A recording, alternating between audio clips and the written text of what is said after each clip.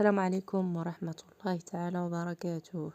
الملك محمد السادس يلغي عيد الأضحى لهذه السنة بسبب نقص الماشية والحفاظ عليها.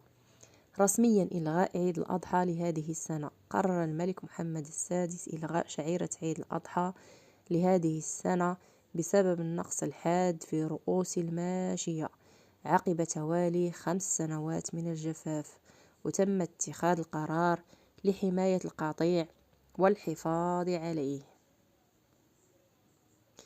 وزير الأوقاف يتلو على الشعب بلاغا يهيب فيه الملك بالمغاربة بعدم القيام بشعيرة أضحية العيد لهذه السنة نظرا للتراجع الكبير لعدد الماشية.